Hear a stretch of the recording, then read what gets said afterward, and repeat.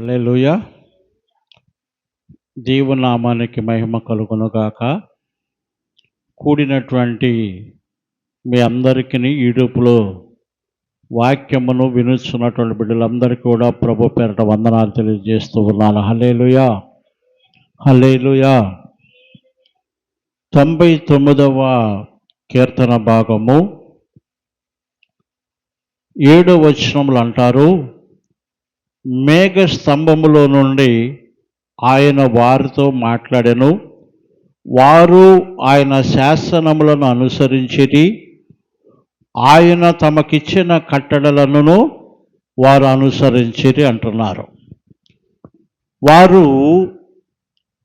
దేవుని యొక్క కట్టడలను, దేవుని యొక్క శాసనములను అనుసరించి దేవునికి వారు మొర్రపెట్టి ఉన్నారు గనుక దేవుడు మేఘ స్తంభములో నుండి వారికి జవాబును దయచేసి ఉన్నారని దేవుని యొక్క వాక్యము సెలవిస్తూ ఉన్నది.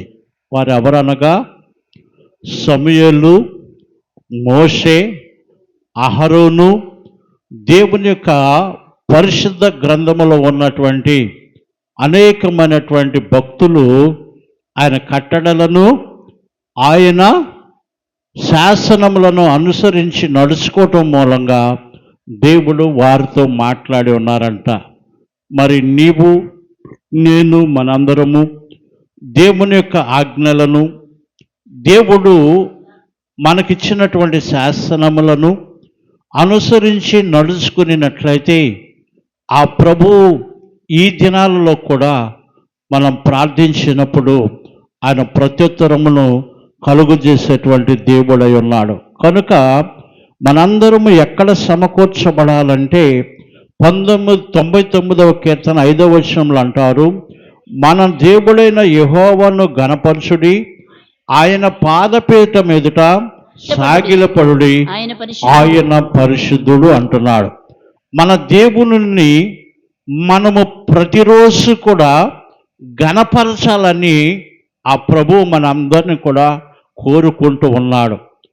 ఆయన పిల్లలము కనుక ఆయనకు నిత్యము మనము స్తుతి చెల్లించేటువంటి వారముగాను, మన క్రియలను బట్టి, మన యొక్క తలంపులను బట్టి, మన యొక్క ఊహలను బట్టి మనము దేవునిని ప్రతిరోజు సిలువ వేసేటువంటి వారిగా ఉండకోకుండా మనందరం ఆయనంట ఘనపరచాలంట. ఎక్కడ ఘనపరచాలి? చాలామంది అంటూ ఉంటారు, నా హృదయంలో దేవుడు ఉన్నాడండి, నేను మందిరానికి వెళ్ళవలసినటువంటి అవసరము లేదండి అంటారు.